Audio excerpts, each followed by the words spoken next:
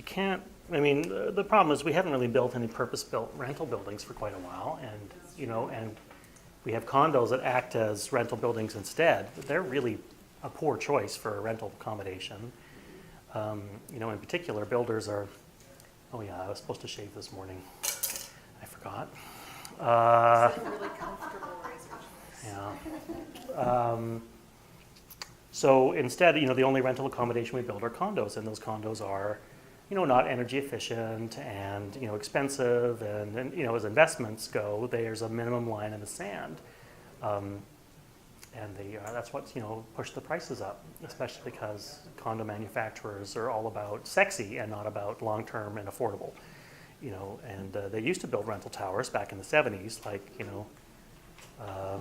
like brick fortresses, because they were generally owned by one corporation, or one person sometimes. And they knew the rent had to pay down the mortgage for 25 years before it had to start making any money. So those buildings were built to last, and they were built more efficiently than the ones that are built today.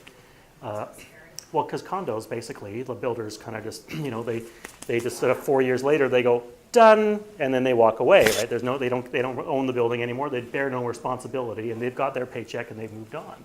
And they passed on all future, to the owners. So they make buildings that look good in brochures, but not particularly, smart in terms of energy use or, anything else. So if you went, there was one condo last year that they changed, right? They just said they wrote a letter to everyone who had bought the units 4 years in the past and said, you thought you were moving in, we changed our mind, we're turning the whole building into rental units. Because the demand was so high. Yeah, that's on page 74, paragraph 2, subsection 8 of the builder contract. Yeah, and we're not talking builder contracts. They're a nightmare.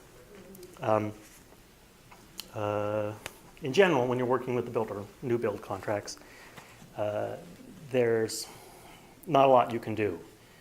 You need to go through those with your clients, and you're just bartering for fees and bringing clarity. But they use their forms, and there's not a lot of alteration that you can go for. Sometimes you can cap fees, and sometimes you need to explain those fees. If you're ever working in a new build, I don't know why I've gone to this tangent,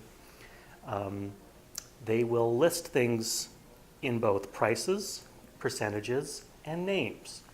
And so they'll say, oh yeah, when the closing comes, you have to pay these fees. Oh, what are those fees? Well, of course, you have to pay your land transfer tax when the building registers. Oh, okay. They don't mention what it is because they just know it's land transfer taxes, whatever. And then there'll be a $75 hydro hookup fee, and there'll be a key fee and a fob fee and a mail fee and a blah, blah, blah. And those are all $17, $27, $38. Nothing, oh, that's fine. School and park fee. And then there's, what was that one? Oh, school and park fee. What is that in Toronto for a 2-bedroom? Oh, $11,000. But they'll just say school and park fee. And they won't tell you how much it is. And that is the way builder forms are designed. So you have to know so that you can tell your client, this part here, that's $12K. Over here, that's $15K. That's all due on closing. And some of that can be negotiated. But you can't scratch out, on page 7 where it says the builder gets to alter the floor plan without your consultation if it affects less than 8% of the total square footage, which basically means you can show up on your PDI day and find a big concrete pillar in the middle of your living room. That wasn't in the brochure. Yeah, sorry. We had to change the design of the building when we didn't realize. Okay, so forms. Forms. Everybody's favorite forms. So I'm going to talk about leasing to start because it is the thing that most new agents do first. They're the easiest leads no one wants. People will give away their lease leads. They're like, oh my God, you want a lease? Sure, says new agent. Because they're a lot of work and they're not a lot of money. I love leases most of the time. They're a great lead. And you can convert leases into sales. We talked about that earlier in the course. So I'm never opposed to leasing as long as it's not getting in the way of buyers and sellers. Do some leasing. So we're going to start with that. The forms you need to lease a property are exactly the same as the forms you need to buy and sell a property. The only difference is the agreement of purchase and sale is the agreement of lease. agreement to purchase lease, APL rather than APS. So agreement to lease, ATL. But the process is exactly the same.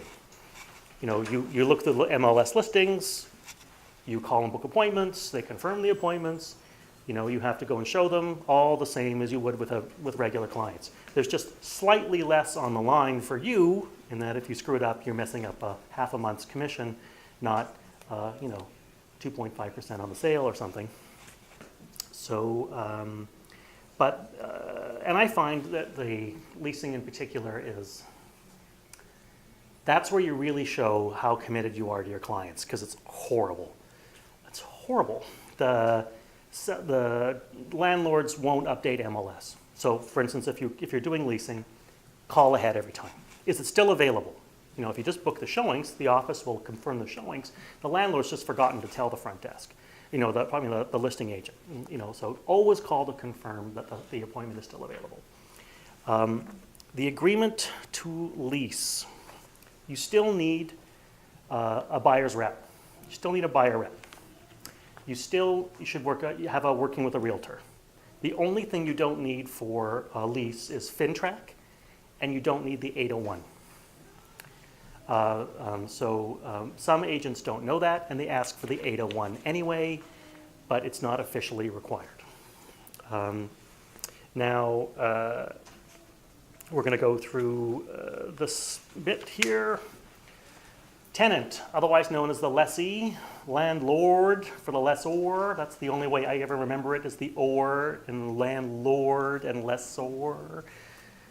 So the agreement date, that's the date we write the agreement. Tenant's name, landlord's name, address of landlord. That's almost always the property you are leasing. Tenant here, but not always. Tenant hereby offers to lease from the landlord the premises as described herein on the terms and subject to the conditions set out in this agreement. Number 1, premises. Having inspected the premises and provided the present tenant vacates, we, the tenant, hereby offer to lease premises known as 81 Birkinshaw. I just put down an address. Term of lease, 1 year. You can put terms for less. You can put terms for more. Does anyone know? Just ask, if there's more than a year, Mm-hmm. is the landlord after a year still able to increase the rent, even if it's 2 years? Yes. If there's it should be a clause in here. Okay. So they're allowed to increase after a year? Yeah. Now they have to do it with 90 days notice, and they have to do it with the forms from the landlord tenancy board. We're gonna talk about that. Adam, Yeah. if the address of the landlord and his home address is different, You would put that different address. You would put that address down. So term of the lease, 1 year. Short-term leases, they come up. The only thing that happens there is you're playing with even less commission. It's normally like 4% of something of the total commission rather than half a month's rent. Okay, but term of lease 1 year. That means, so the term is the point of which the lease is a promise from the landlord to deliver the residence to the tenant for a period of time. That is the lease. In exchange for funds, that is the rent. So the lease is the legal document that guarantees the residence for the tenant and the money for the landlord. People confuse lease and rent sometimes.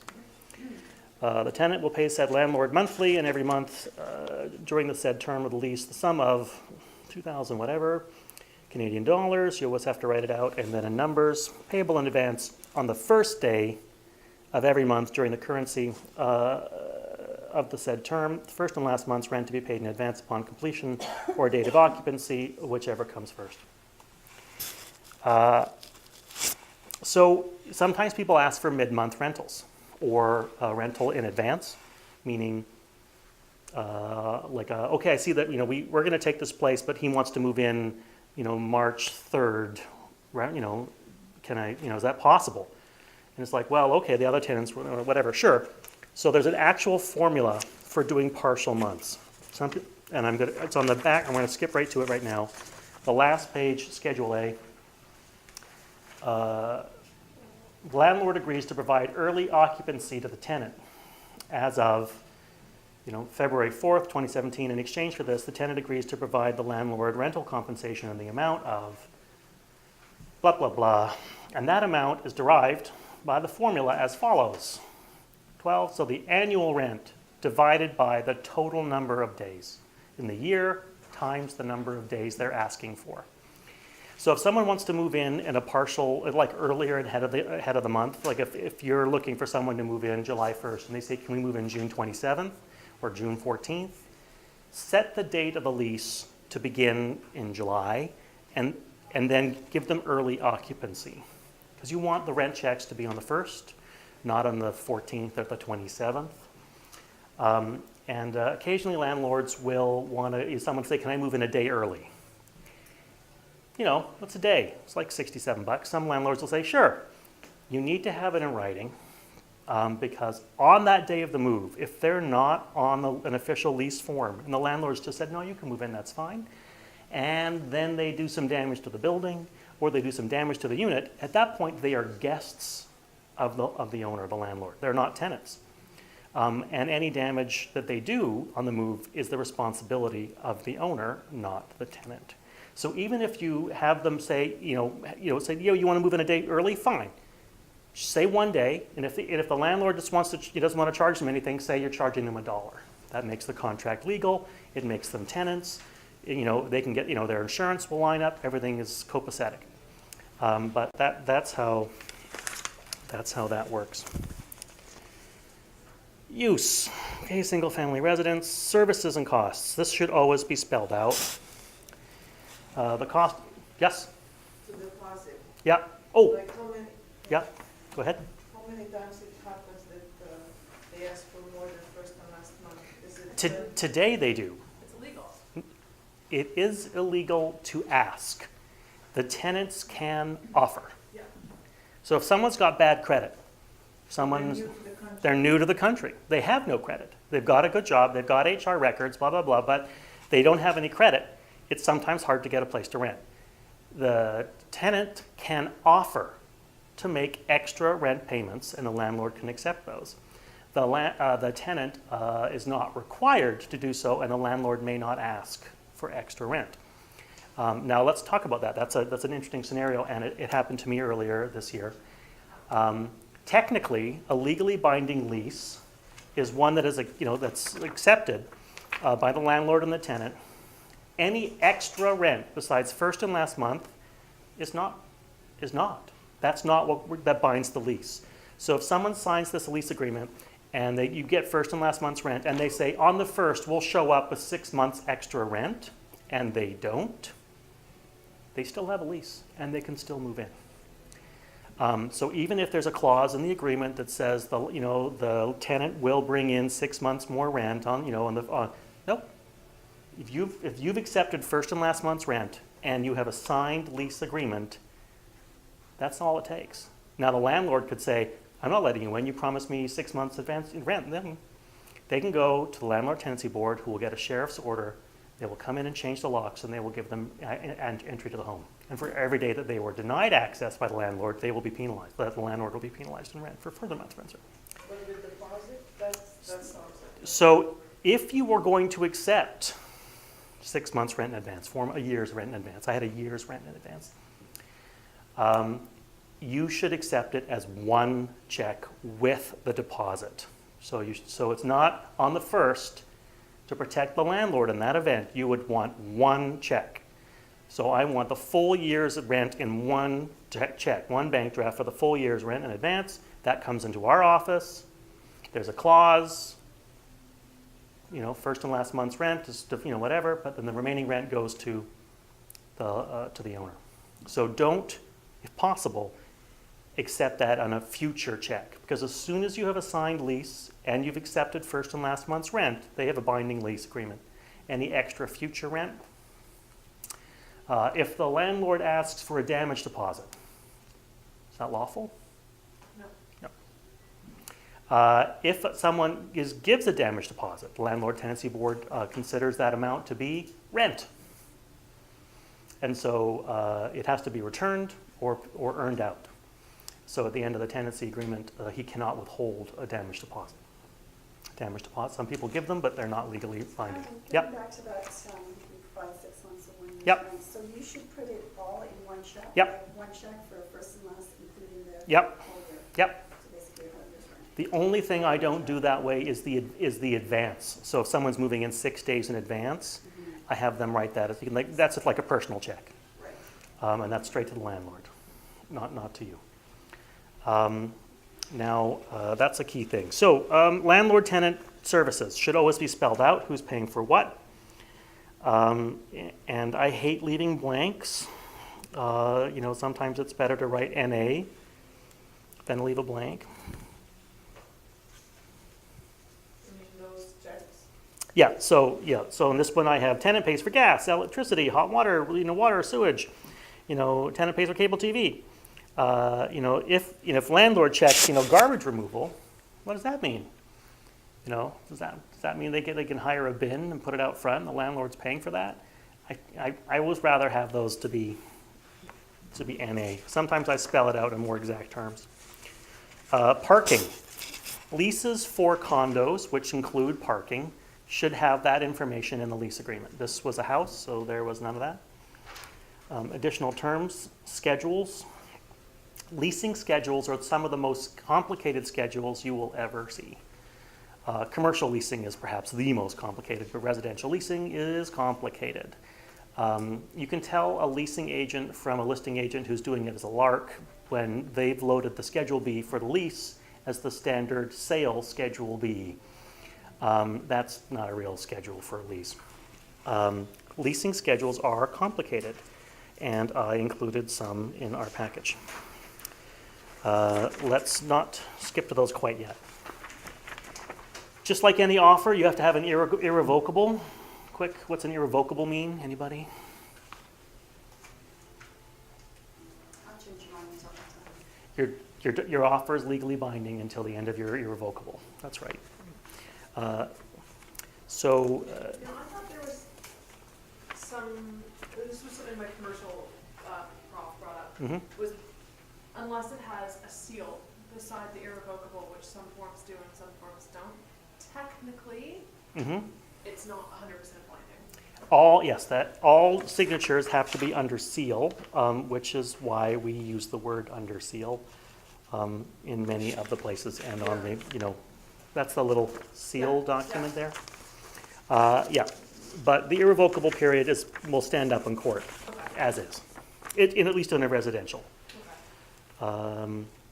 So it's So it's good enough. It's good enough. Notices, pretty standard.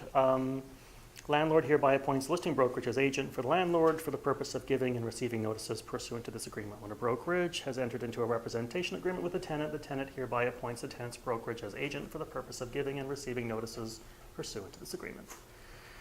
When where brokerage represents both the landlord and the tenant, the brokerage shall not be appointed or authorized to be agent for either the tenant or the landlord for the purpose of giving and receiving notices. Any notice related to, it's in multiple rep, we're not supposed to be providing people notice. The job is of the landlord and the tenant to give each other the notices directly. Any notice relating hereto or provided for herein shall be in writing, in addition to any provision contained herein or in any schedule hereto to this offer, any counteroffer, notice of acceptance thereof, of any notice to be given or received pursuant to this agreement, or any schedule hereto, shall be deemed given and received when delivered personally or hand-delivered to the address for service provided in the acknowledgement below, where a facsimile number or email address is provided herein, transmitted electronically to that facsimile or email address respectively. So some very famous cases of people hand-delivering notices from multiple representation where like the final waiver, or notice of fulfillment of a condition, the guy walked over to the house, guy's not home, he just puts it in the door jamb, takes a picture, leaves. Guy comes home 20 minutes later, doesn't see it, calls his realtor, says, I don't know what's going on, no one's come by, there's no notice, and it's like, isn't the deal over? And at 5 o'clock, he said, yeah, but there's actually another offer. Oh, let's work with that one. Yeah. Hand delivered the notice, took a picture. Yeah, big trouble. Okay, execution of lease. Lease shall be drawn by the landlord on the landlord standard form of lease, shall include the provisions as contained herein in any text schedule. Almost all residential leases don't have an extra lease agreement. Almost all commercial leases do. So let's skip ahead here. Access, insurance, residency. I don't think we need to go over that.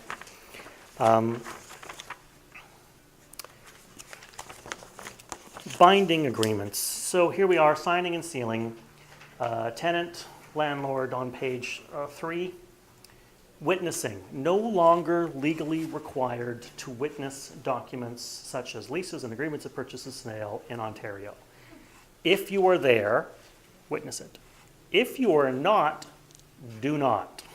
Yeah, that's pretty much straightforward. Tenant, guarantor, witness line. So spousal consent, very rare in leases, but it does come up. Confirmation of acceptance. Who signs the confirmation of acceptance? Last person. So if the tenant makes the offer, the landlord makes the accept. If there's a counter offer from the landlord to the tenant side. Whoever's the last person to make the offer, the other side signs the confirmation of acceptance. And they're, as you mentioned, not actually signing under seal. So occasionally confirmations of acceptance have not been signed, but everything else has been, and all the other notices have been delivered. Those deals have gone through. It's better to have the confirmation of acceptance signed. Only one person has to sign the confirmation of acceptance, which is an odd situation. And so, if there's 3 sellers, only one of them has to sign the confirmation.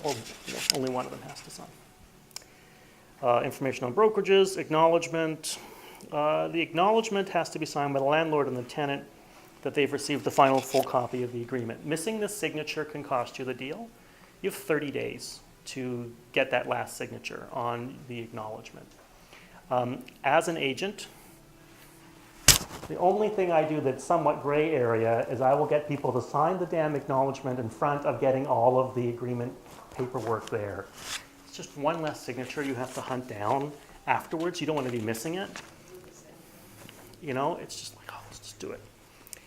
Commission trust agreement. If you do not sign the commission trust agreement, you will not be paid. This is, for an agent, so cooperating as a buyer agent on a sale or on a lease, if you don't sign here, you're not getting paid. Thanks very much for the deal. It's nice doing business with you. You're not getting paid. So Alan, you can do that same time, you can do it ahead before you do it. Yeah, I always sign it ahead. Okay. Schedules. So the first Schedule A, tenant and landlord agree that an accepted agreement to lease shall form a completed lease and no other lease will be signed between the parties. This is pretty much every single residential lease you will ever do will have that line there. Very, very few residential leases will have a complicated second lease that you are agreeing to. Most of the time people use this and then a complicated Schedule B, and that's good enough. No one's going to look for anything else. I'm not going to talk about commercial leases, mostly because I know nothing about commercial leasing. I do 1 or 2 every other year, some straightforward commercial lease, and I regret it every single time. I'm 99% a residential agent. Am I licensed to do commercial? Sure, so are you. So is everybody who's got any. But, I often use the same expression, which is, brain surgeons and heart surgeons are both doctors. But you don't want to use the one for the other. People who do commercial work do commercial work. They do it all the time. That's what they do. They work Monday to Friday. They're 9 to 5. They're handshake cowboys. And you occasionally see them dabble into residential and you go, oh my God, stop. It's kind of a nightmare. And the same thing is true when some guy says, I'm going to do a commercial deal. And you're like, fish out of water. We in the office, do we have any? We don't. In fact, so Anthony and I we're going to bring a commercial agent from downtown in who will do referrals to talk to people. We're probably going to do that in the beginning of September. Well, we had a commercial agent sign up, and then he did a few deals, and then he went to another brokerage. So, there's no one who does any real commercial work. And the thing is there's so many different parts to commercial. There's land assembly. People will specialize in land assembly. That's putting together parcels of land. Nothing that's on MLS. They go around and scout and look, trying to find 3 or 4 parcels of land to put together for someone who then wants to do something else with that land. The person will do his whole life in that. Does that mean he does any good at commercial leasing? No. Industrial properties. Industrial properties are very specific. You know, commercial leasing, very specific. Most people do a couple of areas in commercial and that's it. Okay, so let's look at the schedule lease for residential. This is not my schedule. This is the schedule to lease. Well, I mean, most of it, this is my schedule, but this schedule comes to me from the workman group who came and talked to the office about leasing, and they sent, and so I have this electronically for anyone who wants it. So for a residential freehold lease, tenant agrees to provide a bank draft or certified check, first and last month's rent. Okay, great. That's actually in the agreement of sale, agreement to lease. Tenant voluntarily agreed to provide 10 post-dated checks. You have to say voluntarily because it's not the law. You cannot demand post-dated checks. That is not actually in the landlord, that's in the landlord tenancy agreement. What can you Or- demand for the? Nothing. So They pay first and last month's rent, and they're supposed to pay the rent every month. How they pay it, it's up to them? up to them. You can ask for post-dated checks. The failure to provide post-dated checks does not void the lease. It's what we refer to as an illegal clause. So it's like if you put into your Schedule B, you know, the tenant must murder my neighbor because I hate him. Great, there's no, they take possession, they move in, say, hey, you gotta leave. What, you didn't kill Fred? Sorry. The rest of the lease is legally binding. That clause is illegal, doesn't count. If I do it voluntarily, my guy can say, oh no, I don't have to. You don't have to. No, okay. And more and more people don't even have checkbooks. Like when I do leasing with young people downtown, they don't have a checkbook. They do electronic transfer. And personal checks are no guarantee of payment. You know, they stop payment, there's no money in the bank, whatever, like, there's no guarantee there. Electronic transfer is better. But can you put it like, tenant agrees to electronically pay every month? They have to pay. You can put whatever you want. You can't demand a form of payment, and you can't demand prepayments. That's the law. Tenant acknowledged they will be responsible for the utilities of the unit. Okay, great. Tenant agrees not to make any alterations or improvements to the premises without prior consent of the landlord. Okay. Tenant agrees to allow landlord or landlord's agent to have access to the property at reasonable hours to effect repairs. Some of these are already part of the landlord tenancy board. Tenant agrees not to assign or sublet any part of the premises without prior written permission of landlord, including a rooming house or Airbnb or breadfix or any sort. So the tenant can sublet and assign the lease. The landlord can veto, but they can't stop you from assigning or subletting. Does anyone know the difference between assigning and subletting? Assigning is for part of a term, whereas sublet is the entire. Other way around. Damn it. So assigning is when, yep, assigning is taking your deal and selling it to someone else. So if you've signed a 2-year contract and then 3 months in you get married and your beloved has a huge mansion and you're going to move from there, way to go. You're like, I don't need this lease anymore. You then have to get rid of it. So you can assign the lease. And the tenant would then often contact a realtor, probably the same one who got him into the Jack in Any Place. And then you'll put the property on and you say, yeah, it's an assignment. Everything else is the same. The tenant's facilitating the showings, but the landlord can still veto. So because you need to get out. Veto means they can say no with cause.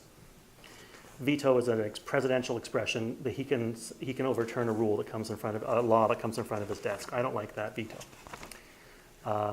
So the landlord can say no, and the reason for that is that the tenant is in a bind, right? They've got 21 more months of their lease that they need to get out of, and they need to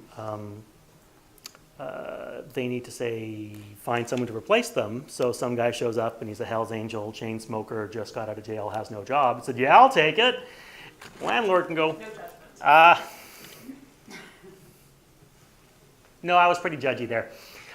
So the landlord can say, that guy doesn't even have a job. His credit rating reads like a rap sheet. He has a rap sheet. No. So subletting is, you just signed a 2-year lease, and 2 months in, you have a crazy opportunity to work for 4 months in Abu Dhabi and make $25,000 a month, and you're like, oh my God, but you still want the place. So you sublet to a friend who comes in and pays the rent for those 4 months. Your name stays on the lease. You're still responsible for everything. And then when you move back in, he moves out. He or she moves out. That's subletting. Or if you have to rent the whole house, you can sublet the. So you could. The landlord still says that has the right to say no. And in this instance, what you're trying to avoid is the Airbnb. So it's a good lease clause to have in there. So Adam, if Yep. you assign, Yep. is the original person still responsible? No, as soon as you assign the lease, You're you're done, and the landlord approves it. Done. They're off the hook. Yeah, subletting, you're still paying for all the due. Tenant agrees that smoking's not permitted inside the unit. Includes medical marijuana. Good luck, you can't actually do that. Tenant agrees not to have any pets inside the unit unless as agreed to and approved by the landlord. Again, you can't actually stop someone from having a pet. You can ask. You can say no pets. And if the building allows pets, they can have a pet. So you're allowed to actually put that in here, it just doesn't really allow. Yeah, that's an illegal clause. Yeah. You're trying to act tough, but really, okay, you have that in there to protect the landlord, and then later on, because you say, no pets, no pets, no pets, residential rental, no pets, and then they have a pet, you can say, oh, well, at least I tried. I tried to not have a pet. But yeah, they can't stop someone. Same for medical marijuana? 'Cause Yeah. that's a fairly new. Yes, so, A lot of people don't even smoke medical marijuana. No, It's they just take- laws and everything. yeah. Where it's going to get complicated is where people grow their own medical marijuana for their own personal use in their home. So now, was the home used for growing narcotics? Do we? Yes, it No, was. 'cause that's already happening in Vancouver. No, happens here too. Anyway, so there's going to be some stuff hitting the pipe eventually on that. Tenant is not in detail, if not in default, shall have the option by written notice given to the landlord at least 60 days before the end of the lease term to renew for a further 1 year. It's an optional thing you can put into a lease. If someone doesn't renew for a 1-year lease, it automatically it changes to a month to month. Even at the end of the term, the tenant is supposed to give 2 full months' notice. 2 full months' notice. To say, I'm leaving at the end of my lease term. If they don't give 2 full months' notice, then technically they are still renting. Tenant agrees to replace all rental checks dishonored. You can put that in, that's okay. Although Landlord Tenancy Board has a maximum amount and it's not $100. Tenant has exclusive right to the use of whatever parking spaces. Tenant and landlord agree that accepted agreement to lease shall form the lease. Great, yeah, that's great. Tenant agrees to maintain throughout the term of his lease insurance. It's a common thing. The landlord will maintain fire insurance. The tenant has liability and contents insurance. Tenant agrees to allow the landlord access to the unit for purposes of inspection, maintenance, or completion of outstanding work within 24 hours of notice. Premises shall be leased in its present condition, blah, blah, blah. Landlord represents and warrants appliances, blah, blah, blah. Tenant shall maintain all snow removals, responsible for grass cutting. Sorry. Yeah. This squares for initials?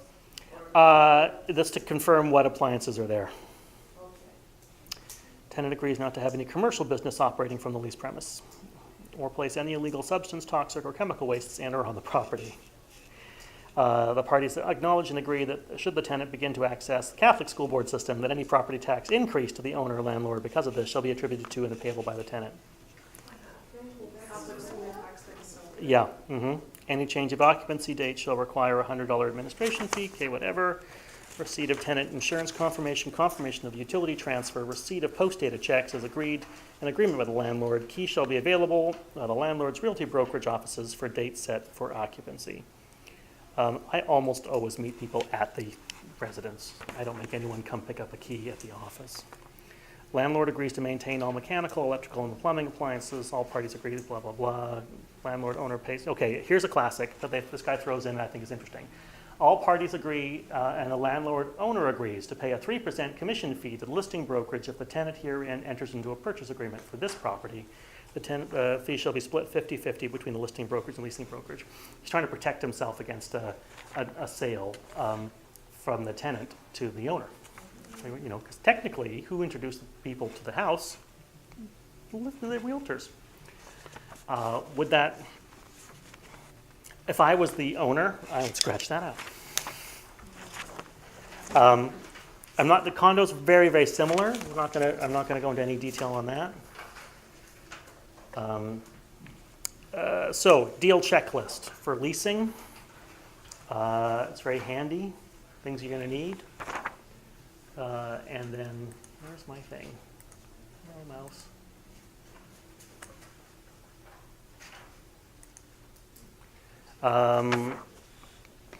Tenant move-in checklist.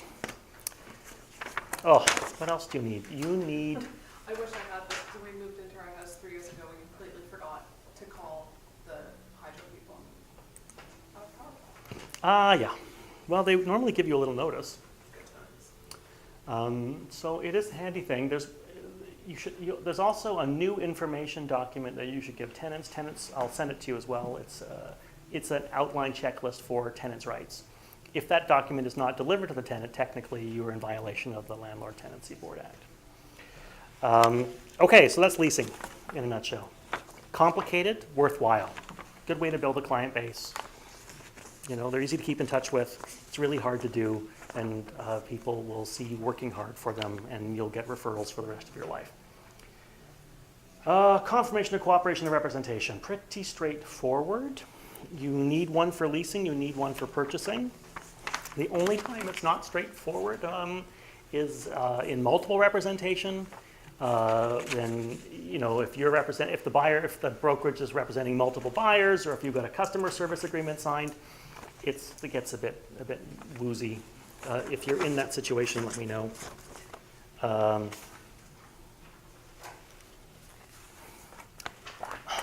Just a brief aside about customer and buyer service representation agreements.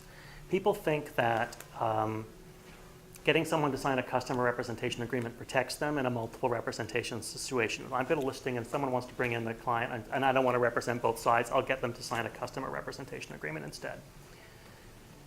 If you give any advice at all to the person who is under a customer service agreement, like maybe you should, here's some other properties, I think you should offer this.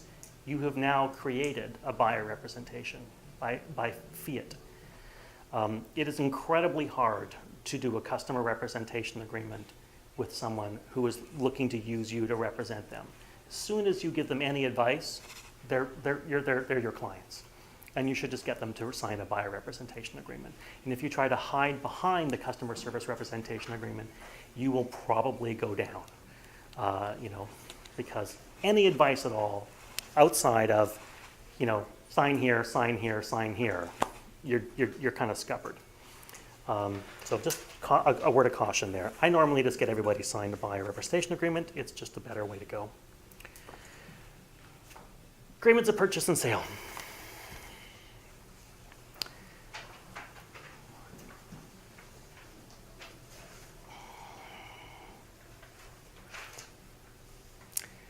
Okay, buyer, seller, pretty straightforward. Date of the property. Sometimes I get my clients to sign agreements of purchase and sale the day before. Doesn't matter. If I'm presenting the next day, get them to sign, then just put the irrevocable to the next day, whatever, doesn't matter. Full legal names. You can't sell a house to A. Smith. Has to be Alfonso. Doesn't necessarily need to have a middle name. You have to be careful if you're working with people from another nation who have a daily use name and want to have their legal name. I have a lot of Asian clients, but they're not the only people who will, I'm Bill. No, you're Peng Yu. You really need to write that down, or the version of that.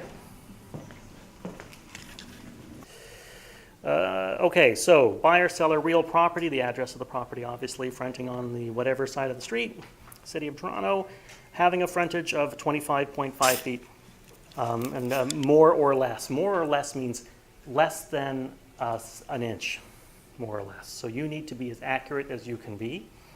If you put down 25 and it's 25.2, that's a mistake. So yeah, more or less means less than an inch. Legally described as, you just take the legal description from Geo Warehouse or MPAC. When you are creating these offers as a buyer, you will have the MLS, and the MLS will have information written on it. That information is often wrong. You want to verify the information on MPAC or Geo Warehouse, because that is what matters. I've made offers on property where the seller's names were printed wrong, the legal description was totally false. Those are the crazy things. The only thing I leave off are the STs. Those are subject tos. That's not actually part of the legal description of the property, and by including those, you're agreeing to the subject tos. And some of those are construction rights of way that were just left on, and some of those are other things. If they're vital, the lawyers will say, no, you actually need to have that. But I don't automatically include them. Legally described as purchase price, deposit. So I put as otherwise described in this agreement. Occasionally, someone will say they want to put a $25,000 deposit down, but they didn't realize that their money's in Tangerine or it's in an RRSP. And it takes a while to get that money out. And so you need to do a deposit in stages. If you're going to do a deposit in stages, that's when you would put as otherwise described in this agreement. And that would be $25,000, $5,000 now, because I have that, and $20,000 next week when I get the money out of Tangerine or whatever.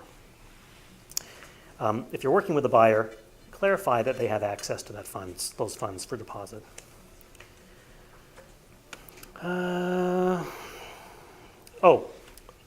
If you were doing an offer as a buyer on a FSBO, for sale by owner, the listing of the deposit should be held by us, should be held by the buyer brokerage. It is one of the rare times that you want to hold, the buyer brokerage would hold on to the deposit rather than the seller. You don't want the seller holding on to that money, nor do you want the seller's lawyer, sometimes offered as a prop, to be holding on to that money. Because brokerages are really neutral. They really are. They obey the rules, and those rules override often seller and buyer direction. We do what's right. We play the big game versus individuals. No, and they'll say to the lawyer, "Don't give that money back."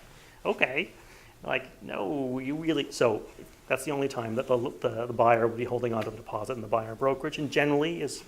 Occasionally you're offering on, 1% realties are us, and they won't even have a trust account, and they will say, all the buyers hold on to their own deposits. Buyers agree to pay the balance as more particularly set out in the Schedule A grade. Schedules A, B, C.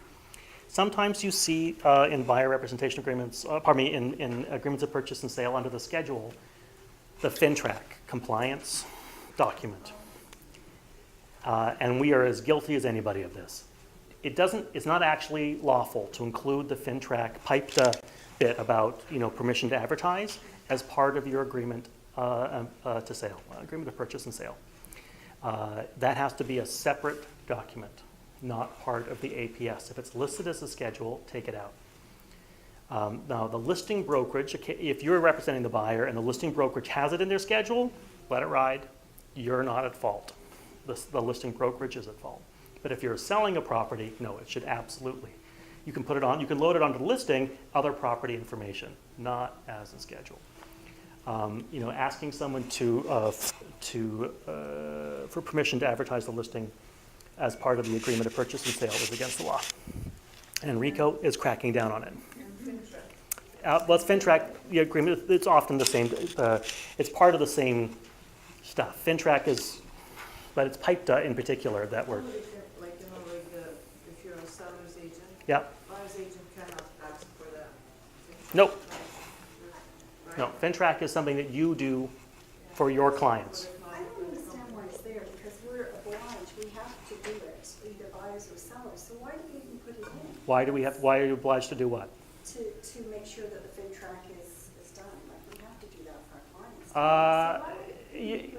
Yeah, but FINTRAC and piped are just things that have come up at the same time. They're not actually the same. No, but for FINTRAC, Yeah. FINTRAC particularly, CLEDA is different. right? Yes, yeah. But FinTrack, like, we have to do that. So Mhm. it's not like we don't do it, we're in big trouble. So I don't know why they include it, because it's a given. It's just like, Yeah, well, you don't need it as part of the APS, not the FinTrack. but why would they even put it in anyway? I don't know, some people want to make sure that you are following the rules. And, you know. Irrevocable again, completion date, that's the day the property closes. Notices we covered, chattels. So I wrote these in short form here, which is technically not allowed. G, B, and E, does anyone know what that is? You'll see it sometimes on listings. Gas burner and equipment. That is another word for the furnace. Sometimes it's gas boiler or electric boiler. GDO. Garage door opener. Garage door opener. It should be spelled out. You really can't put this down like this. Do you actually add gas burner equipment? Mhm. You do, right? Central air and equipment, broad loomware lathe. Yes, I do. Like, what do you think that? Depends on which neighborhood you're in. Could you make an argument that broad loom is a fixture, because it's handwritten with speed before? Yes, no, interpretation, right? I've seen people take out curtain rods and leave the curtains behind. You said window coverings, you didn't say anything about the rods. No. Better put it than not to buy. It's always better to be more specific. Do you do serial numbers? Depends if I'm in parts of town that I am not normally in. I will take pictures of the serial numbers if I am showing properties. Yeah. Okay, so here's my question. With the market as it was/is-ish, you take your clients to a property, they see it, they Yep. think about it for a day or two, they decide they want to buy it. Am I then going back to find serial numbers? Can. I take, if they're serious and you're seriously interested, it depends. Like if Yeah. I'm in Bloor West Village, I know every single listing agent, and just 90% of the time Sure. in Bloor West Village. I know who they are, I know how they work, I'm not worried about it for 1 second. If I am in a part of town that I'm not normally in and I do not know the listing agents at all, I am much more cautious with my inclusions. I will be much more specific. Have I written serial numbers down? Once, and only because I knew the agent had done a fast one on another agent. I have written models down, GE profile stove, but only once have I actually written down serial numbers. And that is only because I knew the listing agent had replaced every appliance in the house with cheaper appliances. Yeah, and the crazy part is that the appliances were shitty to start with. We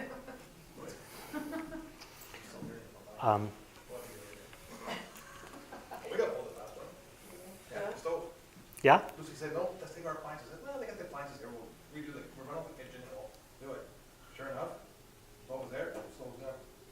Place with the craft beer stove. And 11 years in January, I'm still hearing about the stove. I'll never hear the end of it. Nope. They can buy her 4 more, I'll still hear it. If Yep. it wasn't the stove, it would have been something else. Oh, you got that right? Oh, absolutely. Yeah, gotta have something to complain about. Fixtures excluded, I always write in none. Don't leave it blank. Fixtures excluded, I write in none, because that covers you. That protects your buyer. Unless they've specifically excluded something, I write in none. Rental items, it comes up from time to time that someone has rented a furnace or air conditioner, and those are big bills, or those hot water tanks. Those instant-on hot water tanks. The first round that came through Toronto were like $120 a month to rent, and you had to assume these contracts. They were nightmares. And the buyout was like $7,000. Yeah, it was bad news. HST always included in if it's a resale property. Quick question. Yep. About rental items, or go get it to that one. If the seller has disclosed that things are rental items, you should write those in and the amounts of the contract. If it's a regular hot water tank, I never do. If it's a fancier one, I always do. Like if it's a $13 a month rental, I mean, if I'm showing the property, I'll say, hey, that's a rental. Almost all hot water tanks are rentals now. I'd say 90%. The thing that you want to be aware of is, and you want to look at, because the rental furnaces often are tagged. They even say, there's a sticker on them, this appliance is rented. Not always, but if it is a rental furnace, you want to know, because that's 80 or 90 bucks a month normally. It's like, it's more to rent them than it is to buy them. And then, because I just went through this, I mean, I'm still in the process of, because the project is not closed. Everclear is, my clients have rented every possible thing, like air cleaner, Mm-hmm. furnace, AC, Mhm. everything. Just because every time Everclear went back, oh, you should have this. Oh. Only $20 a month. Now they want to get out of it, but they were not aware that these contracts are 10 years old. Mm-hmm. 10 years long, Mm-hmm. and they are paying now $26,000, over $26,000 for all those things. They have 4 of them that I rented. I'm sorry. They were taking a rented job. Mm-hmm. Yeah, there's Some profile air little cleaner. star beside it. Some air cleaner, I don't know, there's 4. And some air cleaner, $7,000, just because it was installed last year, Mm-hmm. and it takes 10 years to pay. It's a crime, it's a crime. It's a crime. Okay. Title search. In Toronto, the red hot maximum time for closing a property is about 20 days. You cannot close on a property any faster than that, and it is because of title search. Lawyers need time to make sure title is clear, and normally we set that 10 business days in advance of the close, but they start actually working on that, the buyer's lawyer, even before that. In a condo, red hot closing is 30 days because you have to order the status certificate. The title search is important. It's like the hidden condition in any deal, because things can go wrong on title. Condos almost very rarely, but in terms of megalithically wrong. But houses, no, title insurance can discover things that cause problems and can prevent the close. Question. In our law class, our law professor encouraged us that instead of using GeoWarehouse, we should be doing our own title searches, getting these documents ready so that you're not then signing all of this stuff, then having a lawyer possibly come back in a few weeks saying there's a problem with this. He also said that on GeoWarehouse it won't show anything about it being in the state of somebody or the town. Correct. Correct. Unless the estate's been for years and registers on the property. You are not licensed to give legal advice. Okay. You are not licensed to give advice on title. Okay. So I call the lawyer on title search day. Any problems so far? Call him. Great touch point with the lawyer. You can head stuff off. But no, I would not do your own title search. That's complicated, expensive, and potentially legally dodgy from your law professor. Well, he said that it would avoid legal problems. Doesn't avoid any legal problems. But you don't want a closing held up with no notice. But most of the time, there's there's 10 or 15 days. Did I tell the story of my one time I had a title problem? What? Oh, here, I meant to say this at the start. Anthony and I were wondering if it was okay if we could go and finish next week's session this week. So we're going to squish in for like the next half hour. The last of the forms, we're going to cover listing agreements and then not come back next week. Because next week we were just going to do listing and clauses. So maybe we should break and have some pizza. Because what was that? I'm gonna go, Oh, yeah, but that's okay. yeah, you kind of got You're this. gonna do what? We're going to talk the listing agreement. Okay. You can- Process. Yeah, I think you're kind of good there. So let's have a break and eat some food, and then we'll talk some more.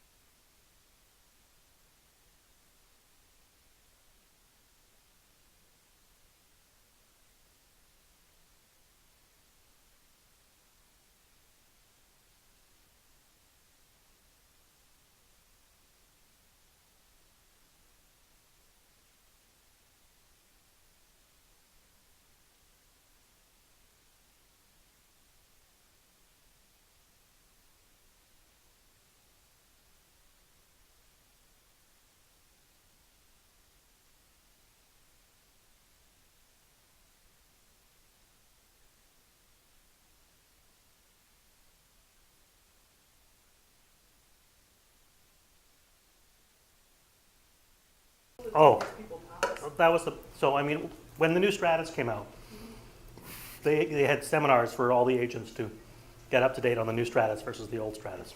You guys are, Angie, you probably remember the weird old Stratus. Yeah, I just let the old Stratus when you got the new one, all these big board games. And so it was a mandatory session, you had to go. And it was so frustrating because I was there to learn the new program, and there was other people, and the instructor spent the whole time, going, no left click, no the other side of the mouse. Yeah, Oh, yeah, no. yeah, no, yeah, no, okay, no, right, yeah, right, no, yeah, no, like move, yeah. And how do these people drive cars? Well, so many realtors who've been in the business a long time have never filled in an agreement of purchase or sale. Wouldn't have a clue how to do it. They work in offices where the admin staff broker load and write their offers.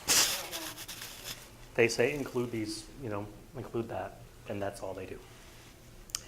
And they don't know how to use computers, and they don't really think they need to. Pretty mind-boggling. Okay, so chattels included, fixtures included, rental items.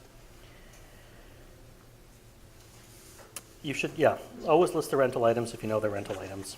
Title search. Oh, my fun title search story. My very first deal I ever did had an error on title. Yeah. It's perfect, all right. My client from Eritrea, there's a survey. Lawyers love surveys. Sent the survey along, it was great. 4 properties are listed on the survey. Mine's sort of in the, there's the second one in from the end, 2 more beside it. Survey says, these aren't actual numbers, 100 feet wide. Oh, okay. All 4 properties, 100 feet wide. And each property was 26, 26, 26, 26. Lawyer said, that's funny, because 4 times 26 is not 100. And it was exactly that situation in that the lawyer took one look at that and went, that's not right. And so there was an error on title. Because the title listed, 26, 26, 26, 26, when it really should have been 25, 25, 25, 25, 25. So title insurance people came and looked at the property lines. And they went, yep, there's an error in description. But the fences and the outbuildings and the driveways were exactly where they were supposed to be, and no one would have to move anything if they, once they fixed the description error. If the description error had been in such a way that, your property line goes right through the neighbor's garage there, title insurance would not have closed. They would have said to my client, you do not have to purchase this property because there is a shit show coming your way. I promised Andy I wouldn't swear. And so, but if the title insurance says, there's no problem, we will insure over the error, you can close. My client wasn't incredibly pleased with that because she was from Eritrea, and she spoke English as her 4th language, and trying to explain to her that, so my neighbor and I both own part of the same property? Well, yes, but only kind of. Only because there's a mistake. A mistake is owning someone else's land. That is a mistake. I don't want to close. I found, and trying to get her to, I found an articling law student in Victoria, BC, who spoke her native language, to call her and describe to her the problem, the fact that title insurance was going to insure over it, and failing to close because she felt there was this conflict, was going to cost her money and endanger her, legally speaking, because title insurance, no, there's a problem here, but it's not too big a problem. So do they just, in that case, would they just redo the title? Like, is it possible to just collect it? Yeah, $15,000 in a court. Who would be responsible for that? Buyer. Insurance? Hers. If she wants to fix the error in description, she has to go to court. So at what point do you assess if you're taking title insurance? The lawyer will discuss it with your clients. Okay. If there's no survey, get title insurance. Yeah. Straightforward. There's 2 flavors mainly for title insurance. One protects you from fraud, and one protects you from fraud and errors and omissions and title errors and descriptions. It's like $450. It's a one-time fee. You never have to pay it again. Do they do it with condos? Yep. But you really don't need it. Fraud. Yeah. Title insurance, yeah, the lawyers discuss it. Future use. Very rarely does that come up. We should talk about the last thing about title. If the property undergoes any fundamental change after the agreement of purchase and sale is signed and the closing date, you technically also don't have to close on the property. Like if the house burns down, Okay. if there's a huge flood, if there's a huge storm, you can still choose to close. If there's insurance, people have bought homes that are burnt to the ground, because there's insurance. They're going to get a new house. The insurance coverage will transfer to the new owners. People have bought smoking piles of earth, but not a lot of people. So title is very complicated. I'm not going to read it, but it is a lot of stuff on title, part of title search and title, closing arrangements. Yes, where each of the seller and buyer retain a lawyer to complete the agreement of purchase and sale of the property. The transaction was completed by blah, blah, blah, and any amendments thereto, seller and buyer acknowledge and agree that the exchange of closing funds, non-registrable documents and other items, and the release thereof to the seller and buyer will not occur at the same time as the registration of the transfer deed intended to be registered in connection with the completion of this transaction be subject to the conditions whereby the lawyer receiving any of the requisite deliveries will be required to hold the same in trust and not release same except in accordance with the terms of the document registration agreement between the said lawyers. The seller and the buyer irrevocably instruct the said lawyers to be bound by the document registration agreement, which is recommended from time to time by the Law Society of Upper Canada. Unless otherwise agreed to by the lawyers, such exchange of the requisite delivery shall occur in the applicable land titles office or such other location agreeable to both lawyers. Back in the day, it could only happen at the land registry office. And the lawyers would line up and they would just line up one after another. Hey Fred, hey Bill, hey Buffet, hey Kwan, how you doing? And they'd get to the front and it's like, okay, and that was the only way things could transact. That is not how things happen now. Things are now electronic. But primarily, all that means is you need a lawyer. We cannot sell a property on our own without a lawyer. We can sell our own properties. We cannot transfer the ownership of those properties without legal representation. Unless you you basically have to be a lawyer yourself to have access to all the tools that are required to transact the actual, property. Documents and discharge. Buyer shall not call for the production of any title deed, abstract, survey, or other evidence to title the property except such as are in the possession or control of the seller. People will ask for a survey if they have one. They cannot demand you produce one, which is good because a new survey will cost you $3,000 for a regular sized property. But that's the most important part of documents and discharge. If you have a survey, you hand it over. Inspection. Buyer acknowledges having had the opportunity to inspect the property and understands that upon acceptance of this offer, there shall be a binding agreement of purchase and sale between the buyer and seller. Buyer acknowledges having the opportunity to include a requirement for a property inspection report in this agreement and agrees that except as may be specifically provided for in this agreement, the buyer will not be obtaining a property inspection report or property inspection report regarding the property. So unless you put an agreement in, you don't get to do one. We're going to see a lot more of those as the market cools down. Property inspections, anytime you do one, are going to come up with a laundry list of $5,000 to $10,000 worth of crap. Most of them are in $50 to $250 should, would, could things. There's 4 steps down here. You need a railing because you can only have 3 steps without a railing. This windowsill is 1.5 inches too low, close to the ground. You should do some grading work there. Okay, so those home inspectors will say stuff like that. Then they will also say, these wires, this, that. And what you're really looking for are single large ticket items in the thousands of dollars. Those are the things that you can really negotiate on. You can't negotiate a laundry list. You can try, you're just not going to get anywhere. There's a missing TPS valve in a hot water tank. Oh, okay. What's that? $50. Ooh, you should have one though, because it can explode without a TPS valve. So there was someone who did a home inspection recently, and it turned out that the basement was finished after the wiring was done, and they put in a washroom right with the electrical panel. And this was a semi, and the electrical panel was located in the same room, and it had to be moved. You either had to move the washroom or the electrical panel. And due to other circumstances, what would normally be an $800 job was a $5,000 job. That's a negotiable article. The buyer negotiated $4,000 off the purchase price. Yeah? I have to say, you see this all the time in basements. Mm-hmm. Basements that are not necessarily finished, but you see the washing machine and dryer, Mhm. and there's the electrical panel. I've seen it over and over and over, and nobody seems to Well, do there's, anything. yeah, there's, washers and dryers are one thing. Electrical panels and showers are another. So washing machine dryers are okay? Eh, They're not the really. home inspectors will tell you. Home inspectors will tell you this is okay, this is not okay. Really? Yeah, most of the time. I thought that was cool, because I did it myself. Mhm. I finished my basement, and Mhm. I read up, and I knew that you couldn't have the electrical panel. Like that. Electrical panel in the shower, Electrical panel in the shower.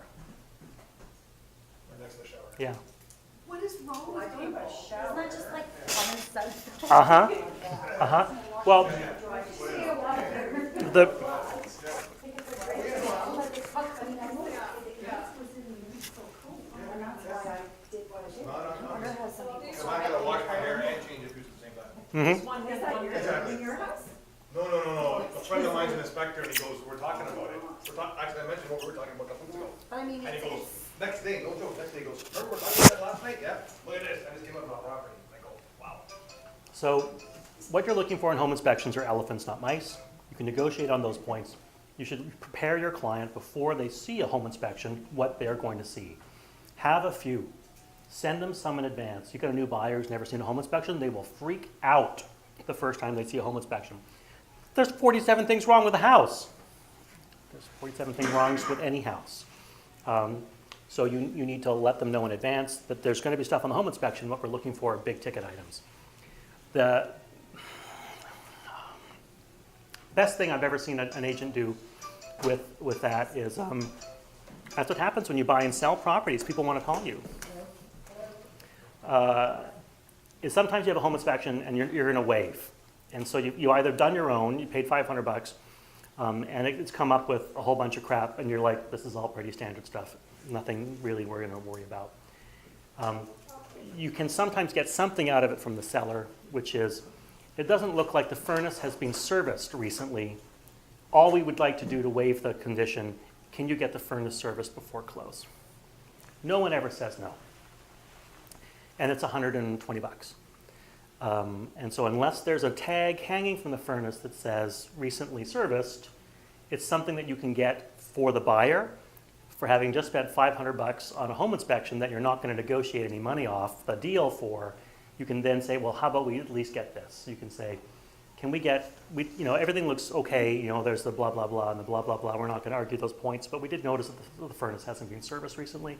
Can you have it serviced before close, and we'll waive our home inspection? So it's like $100 that, that you don't have to pay yourself somewhere down the line.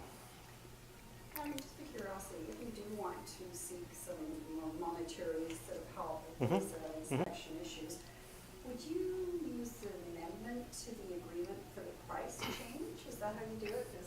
And how would you just put your own price change in there to change this, to change that, and then sign it? Is that? Okay, with an amendment, if you're negotiating on the home inspection clause, and you call them up and say, we'd like to waive our home inspection, but there's the shower and the electrical panel, it's going to cost us $5,000 to fix, we'd like that off. Sure. You submit your waiver, your notice of fulfillment of condition, and then you send in the amendment. Well, you've bought the property, Yeah, so you have to do that first, right? so you want to get the price agreement first, or you want to have it in the same document,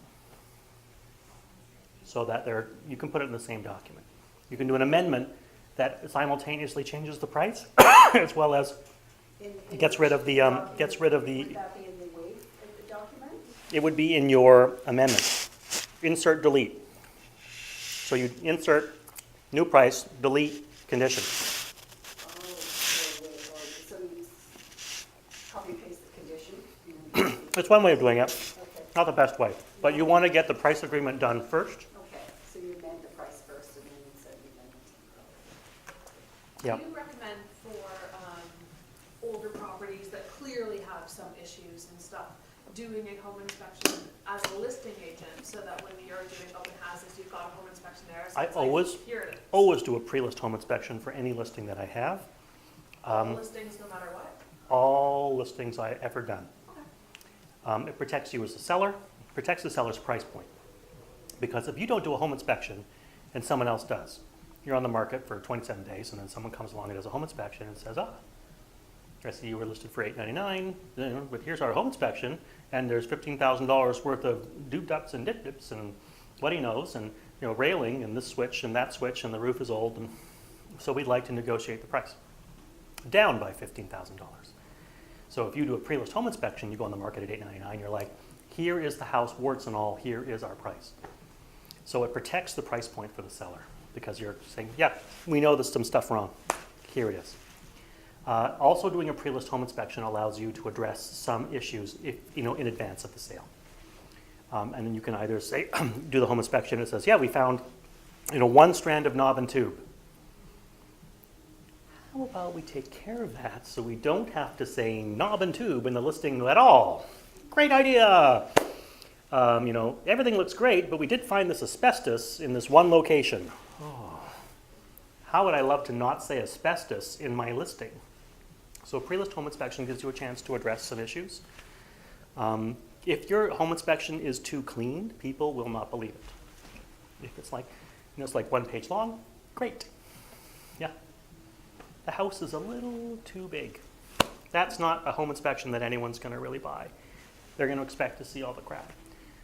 Sometimes as a listing agent, you can say, can you leave some of the should stuff off and just talk about what is wrong? Because most home inspectors will give you a list of shoulds. This should be done, this should be done, this should be done, this should be done. That can be intimidating in a pre-list home inspection if it's combined with a lot of stuff.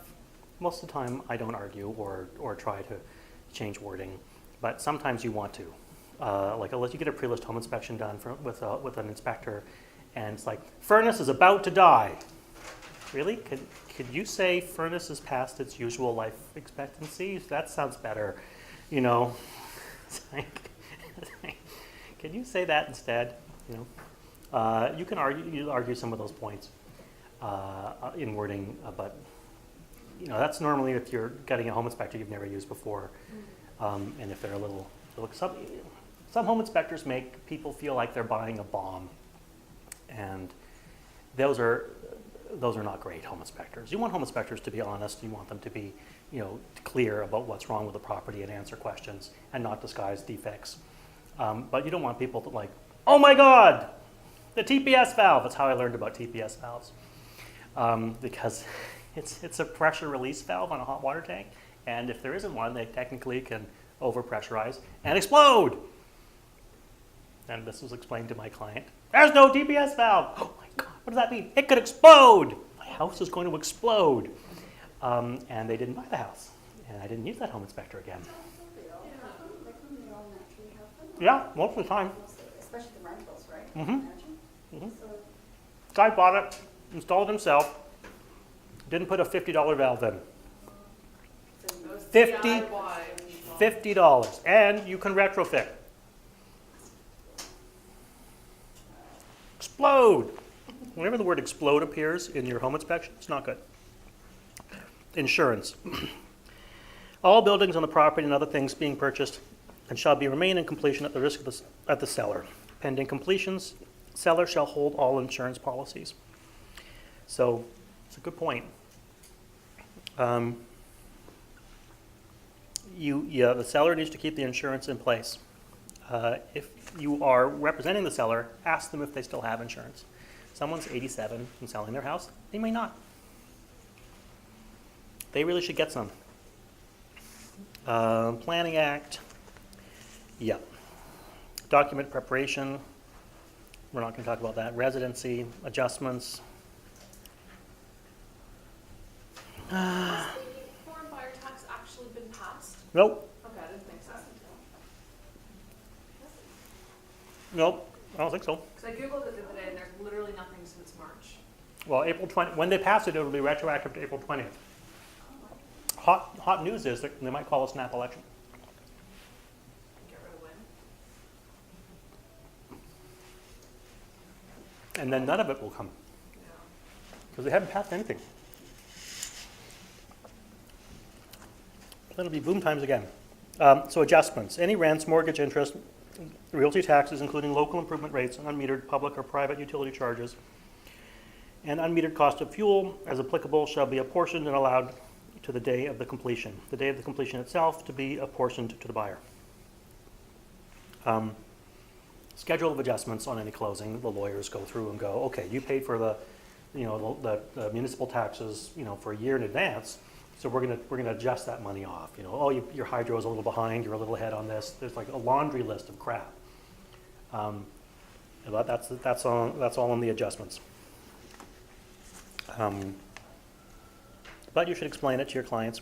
Property assessment, buyer and seller hereby acknowledge the province of Ontario has implemented a current value assessment, and properties may be reassessed on an annual basis. Buyer and the seller agree that no claim will be made against the buyer or seller or any broker or salesperson for any changes in the property tax as a result of a reassessment of the property, save and except any property taxes that accrued prior to the completion of the transaction.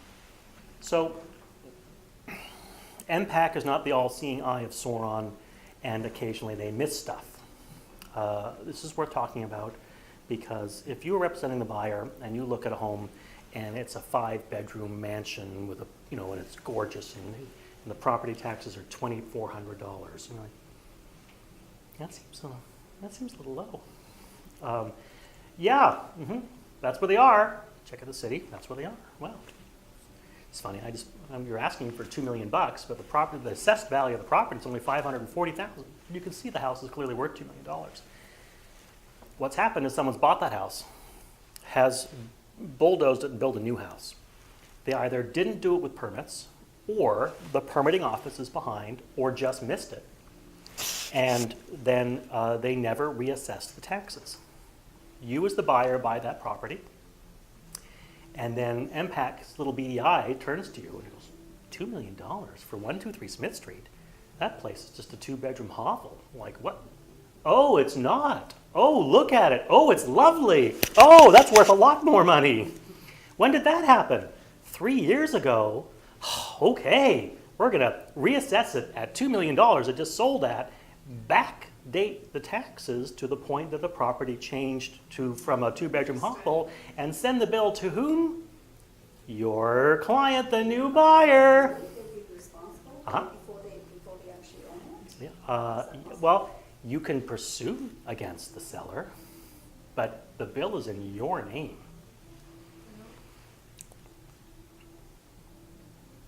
So, how do you protect yourself against that? Sometimes you buy a property that's not being assessed at all. Some condos take a long time to register.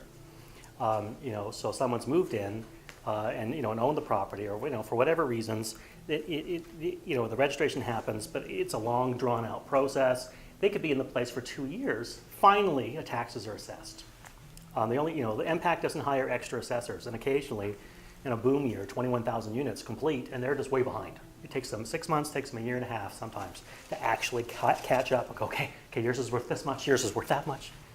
And so you, as a buyer, or representing the buyer, want to protect your client with something called a tax holdback provision. And you want to address that so that the seller's lawyer or the buyer's lawyer will hold money in trust until the taxes are assessed and that the seller's portion of those back taxes is paid. So it protects everybody. So would you just do that if you see that the taxes are exceptionally low? Yes, or there's zero. Yeah, if there's Zero, yeah. But if there's been a reno or. Been a reno, built, yeah. And the taxes seem out of whack? Yeah, Would you do that I do that every time. Is that a clause in, It's not a standard clause. oh, it's not? No. We have it? I have one. So property assessment is an important little thing for that reason. Because that absolves you of that situation. If you don't represent your client better, you're technically not on the hook because of that. that clause protects you. They can't come at you and say, hey, you should have, what about these back taxes? Sorry. Time limits. Time shall in all respects be the essence hereof, provided that the time for completing or any other matter provided herein may be extended or abridged by an agreement in writing. What do you need to know about time? The bottom, time and date. Any reference to a time and date in this agreement shall mean the time and date where the property is located. Someone's trying to buy the property in a different time zone, and they're submitting in their time zone something that is, oh yeah, I've got till 8 p.m. 8 p.m. where the property is located. So if they're located somewhere, in some other time zone, and they send in, according to them, no, it's where the property is located. So if they need to get a waiver in by 8 p.m., that's 8 p.m. Toronto Eastern Time, not 8 p.m. some other time. Can I ask you a quick tax question again? Mm-hmm. How does it work? Because you mentioned they've done a renovation and therefore the value has gone up. Yep. What about like the properties at Young and Shepherd that are still the same post-war, 2-bed, 1-bath that were originally bought for maybe 70 grand that are now worth 1.8? Mm-hmm. That's just land value. Okay. The assessed value has gone up. Like those assessments have also increased. Okay. But it wouldn't increase as much as if the house itself had Yeah. been. Okay. yeah. So it's just something to look for. If the house has undergone a substantial change, MPAC will backdate the house to that date. And most of that time is related to a building permit. Some people will make improvements without building permits. Building permits are required anytime you add square footage to a property, which is most repairs. So comprehension of acceptance, yep. Commission trust agreement, yep. Let's talk about some common clauses.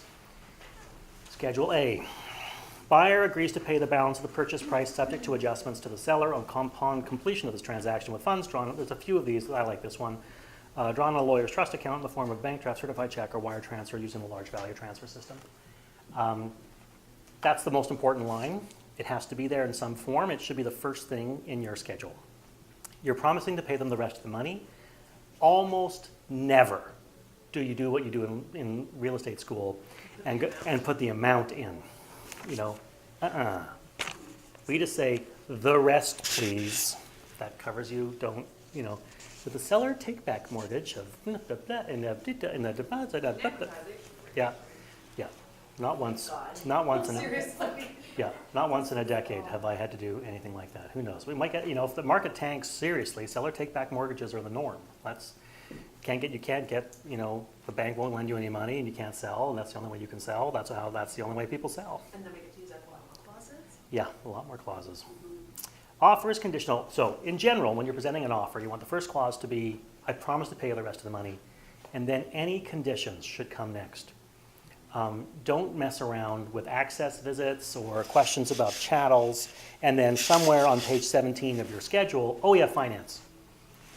Your conditions on the sale should be right there, right after the agreement to pay you the rest of the money. And if you're presenting an offer in competition, you should say, I have conditions or I don't have conditions right away. Say, I don't have any conditions or I do have conditions. So the conditional upon the buyer arranging buyer's own expense, first mortgage. There's lots of different ones. I like that one. I wrote 8 p.m. In Toronto these days, 3 days for finance. If you ask for 5, you're going to get that cut down to 3. If you're working in Oakville, you could probably still get 5, but in Toronto, if you ask for more than 5 days, 3 days on a finance clause, they're going to look at you funny. Conditional upon inspection of the subject property by a home inspector. 8 p.m. Don't put 6 p.m. Give yourself a little bit of extra time. People come home from work, whatever. You don't want to be chasing, 8 p.m. on the day, whatever, it's fine. Home inspection. We talked a bit about home inspections. What are the other standard clauses? You never see them in Toronto, but lawyer's review. If you ever see an offer to purchase a property and it is lawyer's review, seriously consider not accepting that condition. Lawyers want to rewrite the whole agreement of purchase and sale. They don't even think it's legal. They think no one will ever transact with that. We're going to rewrite, oh no, we're going to. Some people want legal review. It is a nightmare. I have never seen an agreement of purchase and sale where it went to the lawyer's review of the agreement and have a happy ending. It is a nightmare. Lawyers are not realtors, but they think they're better than realtors. And you will find yourself arguing pedantic, pointless, ridiculous statements with people who are charging their clients $750 an hour to do that. So is that usually the buyer or seller? The buyer? Well, most of the time it's the buyer. So the buyer submits and says. The buyer submits and says, I want the whole thing, I want the whole document to go through my lawyer. Yipes. So it is a condition, not a common one. Commercial properties, that's different. Sometimes, very complicated transactions, okay, it's a different, but a plain old agreement of purchase and sale for a residential freehold or condo property should not go through a lawyer for lawyer's review. Really, it's a piece of cake. And condition of insurability, sometimes you'll see people buying a property that is a demised property, and in order to get a mortgage, you need to be insurable. And so occasionally that will come up, not often. Condition for utilities, like the wiring for things outside of the city? You do, we're not going to talk about rural properties. There's a zillion conditions for rural properties, but so finance, home inspection, insurability, sometimes on the fringes of the city, and if the market gets really soft, which I would very be surprised, you'll see condition of sale of owner's property. And that is a, I just have a question. Yeah. Just going back to the home inspection, like usually do you try and make conditions all sort of come up at the same time? Like they're not really, like for instance, home inspection, how much time is reasonable to allow for someone to do a job? it depends on the market's doing. Yeah. Like Right now. Right now, it's not much going on. The home inspectors are a little busier than usual. Yeah. But you should be able to, if you don't have 3 home inspectors, phone numbers, you're not doing your job right. You call inspector 1, he's not free. Call inspector 2, he's free, great. Maybe call inspector 3. If you can't get someone in within 24 hours to do a home inspection, 24 hours, so. that's unusual in the city of Toronto. If you need something specific, like a wet inspection, sometimes that can take longer. That's a wood energy transfer, so someone's doing a fireplace, something. If you need a septic field or a water sample done, that's a different kettle of fish. But if you can't get a regular old home inspection done and completed within 48 hours in the city of Toronto, it's very unusual. So you should say allow 40 if you're writing it as a condition. 3 days would be the 3 days. That's tight but not impossible. But if it's the same as the Finance, yeah. financing, that would make sense. At least you've got the same. Um, So what sometimes happens though is on the 3rd day when you get the report and then you talk about it and they want to argue or you want to say, okay, we want to discuss a price amendment. Sometimes you have to push your condition out. So you can but while you're discussing a price abatement, you may not agree to that. You need to move the condition of a home inspection out. You do an amendment to change the date on the home inspection clause first, meaning you need a few more days. Yeah, it's like, we found a problem. We'd like to get a quote to get it fixed. We'd like to get a quote so we know what we're looking at, like how much will it cost to move the electrical panel out of the shower. And you don't want to waive your home inspection, but you don't want to walk away from the deal. So the sellers are at that point, the amendments have to be by agreement of the buyer and seller. So But what if, happens if the seller says no? no, then the deal dies. So, In a hot market, that's more likely to occur. In a standard market, not so much. so you'd actually use an amendment again for that? You use an amendment to change the date, just the date on the condition. Yeah. So home inspection, finance, insurability, legal review, and for sale of owner's property. In the rest of Ontario, outside of the Golden Horse Show, the average days on market is like 180. Sometimes longer. You're in web. One house will transact in a year. If someone wants to buy that house, they also have to sell theirs. They have to sell theirs first before they can buy your house, because they're moving from, Blind River, and 2 houses will sell in Blind River in a year. It's not true, actually, more people. It's like 5,000 people live there. It's a So hub. even a real place. It is. I know realtors who work there. But you will have condition of sale of owner's property because you have to. In Toronto, almost never. In 10 years of real estate, I have had 1 condition on sale of owner's property. Those are the standard conditions you will see in property of residential kinds. Chattels. I saw an interesting one today on schedule where it said the chattels will be, warranted forever. Yeah, that's what it said. They'll be good, good forever. You can't actually, you can ask for that, but it's not a good idea. The seller represents and warrants the chattels and fixtures included in the agreement of purchase and sale be in good working order and free from all liens and encumbrances on completion. The parties agree that this representation and warranty shall survive and not merge on completion of this transaction, but apply only to the state of the property of completion of this transaction. So on the day of close, everything has to work. If they move in and 2 days later the furnace breaks, sorry. It's got to work on the day. After that, not so much. The only time that comes up and it's complicated is they don't notice right away. Like they turn on the bathroom fan and they don't notice it's not working. Or, it sometimes makes a noise when it's not doing anything. Condos are particularly good at that. Was it not working before? Maybe. And it was supposed to be. Hard to prove. Seller represents Kato's chattels. Oh, I wrote it in twice. That's really good. I think I might have some more conditions in the condo. We're going to quickly talk about condos. Sellers don't always know what they're supposed to know. Like their legal number of their parking space may be different than the actual number written on their parking space. So they will say, what's your parking space? Oh, 135. But when you look on title, it's like 17. Always go with what it says on GeoWarehouse. Call the property management. Property management will give you information. Most of the time the property management information is correct. You should verify if you're as the buyer and as the seller what the actual maintenance fees are. Because what they say on MLS may not be right. And you want to know what the actual maintenance fees are. And the property manager will tell you. So double check the legal names of the parking spaces and lockers. That's important.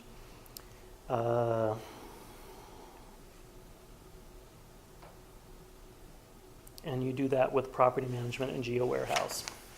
Otherwise, the agreement to buy the condo is very similar. Common expenses on line 7 is the only real change there. And then everything else is more or less the same.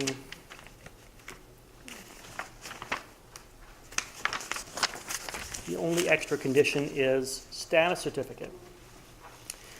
In the hot condo market we've been in the last 6 months, people have pre-ordered status certificates. Status certificates are legally good for 30 days. That's it. So if someone goes, pre-orders the status certificate, sits in the market for a month and a half, you need a new status certificate. It's only good for 30 days. A lawyer should be able to review the status certificate in an hour and a half, 2 hours tops. So once you get that document, the thing is, property management has 10 days to deliver it upon request, 10 business days by law to provide a status certificate. That's why the status certificate conditions are often listed as so many days after receipt, because we don't know when we're going to get it. Once the lawyer has the status certificate, they will go through it and say yes or no. People can proceed even if the lawyer says it's a bad idea. They can. They don't often. But they might have a bigger appetite for risk than some other people. Why would a lawyer say don't proceed? Building is red flagged by CMHC, really big lawsuits pending. Those are some reasons. Some people don't like lawyers. Some lawyers have individual preferences. Like I know a lawyer that will never recommend closing on a converted building. He doesn't like them, thinks they're risky. So it doesn't matter if everything else is good in the status certificate. It's like, oh, this was a rebuild. This was a church they've turned into a condo. And the reason is, sometimes good and sometimes bad. Properties that have existing foundations have no Terry new home warranty. So if you build a new house on an old foundation, you only have the builder's warranty for 1 year and no other protection. And some lawyers, that's enough. They'll say, no, you should never buy this property. For an example, current one I'm doing, there's a legal case pending in the corporation. Mm-hmm. And I think and I don't have the details yet, I think somebody in the building or somebody hurt themselves in the premises and are taking action. that in Heinzman? No, no, Oh. no, it's in Mississauga, but, so that's a big red flag to the lawyer. It can be. Well, and I'm trying to find out more information, obviously, but the one thing they told me was that some banks won't insure if there's any kind of case pending. They won't let it do You can't get, mortgage. well, it depends on the kind of insurance. If the building is currently insured, Yes. and the insurance the building is currently Insurance carrying, is- yeah. liability, Right. is enough to cover the eventual settlement of a lawsuit, Right. the lawyer will say close. If it is not, the lawyer will say do not. So what the lawyer's saying is that it could affect the mortgage, like they're not really saying one or the other, they're just saying that some banks will not insure. But I think it really depends on what the case is, Yeah. does it not? So Yeah. we have to find out really what exactly is it. Well, those cases are, I mean, they're registered on the status certificate. There's one, like Heinzman, there's a guy who hurt himself in the weight room. And he's Does it suing tell them. specifically? Yeah. Okay, this one didn't, it just said there's an pending case. Yeah, this status certificate had the case listed. This It had- guy did not in this case, Interesting, this was really- interesting. yeah. So the lawyer would want to do some more digging on that, right? So to make sure, like, what's up with They this. should do the digging. Yeah, not you. What? Not you, yeah. The lawyer should do the digging. This is what I'm thinking. Okay. I'm gonna try and find out. but- Well, you can, try. But, you know, if it's, Could I phone the condominium? call the property manager, say, Property what manager. is this case about? Yeah. What's the, you know, what are they suing for? They'll tell me, Yeah, right? they should. And if they don't, I would worry even more. Yeah, Yeah. so like in downtown, there's like a downtown condo building where the underground parking has failed in its envelope and is leaking water, and it's like a $20 million repair, and the owners are suing the builder's saying it's not our fault. That's a shit show that is coming down the pipe for the people there. They can't get mortgage insurance. Right. And if someone was looking to buy that property, they'd be like, lawyers will say, that's a bit dodgy. There's a lot of risk there. So otherwise, access visits, you should include those in an offer to purchase. They're not standard. You need to add them in. 2 is pretty good. Sometimes people will get people to say, I want 2 access visits for me, and any extras for finance inspectors, appraisers, those don't count as my appraisal visits. I think it's ridiculous that realtors try to count personal access visits as appraisal visits. In that, if you have a finance condition and the finance condition needs to be waived, or notice of fulfilled, and an appraiser needs to go, if you don't allow, like as the seller, you have to allow access to the appraiser. You have to. It's kind of stupid, isn't it? Yeah, so if you don't have any access visits written into your agreement, you're not going to let the appraiser in and the deal won't go through? No, you aren't. You are going to let the appraiser in, even though there are no access visits written in your agreement. But some people feel it's required to specify that these access visits are outside of any for home inspectors or appraisers. And I think that's a bit ludicrous, but sometimes some extra discussion is good. So here I have included one extra thing. It's because sometimes you get these big long blank pages. So here I have my own personal little thing that I learned from a guy named Girardi. The rest of this page is intentionally left blank. Because once people sign at the bottom, this all becomes legally binding space. Someone can take that agreement of purchase and sale and then print some more stuff in, and it looks like they've agreed to it. Oh, if you handwrite the price in, do you have to initial? No, you don't. You only have to initial changes. The whole agreement can be written out by hand. It's legal.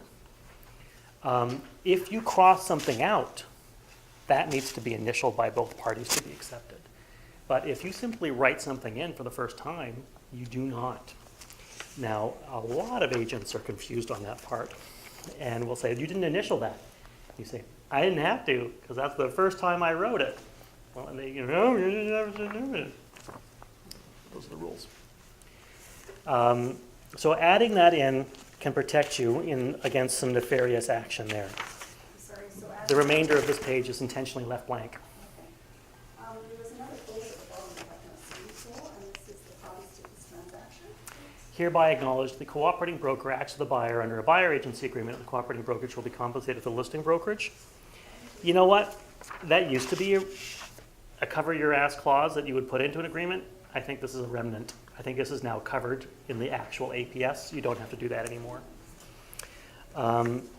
Okay. Anthony, you want to talk about anything? Did I miss anything there? Nope. Okay. Listing agreement. Here's the part that people get wrong when they're signing a listing agreement.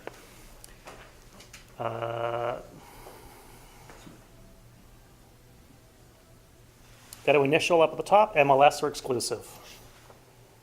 Properties for the sale price, check. Seller hereby gives listing brokerage exclusive and irrevocable right to act as the seller's agent commencing at 12:01 a.m. on the 7th day of June 2017.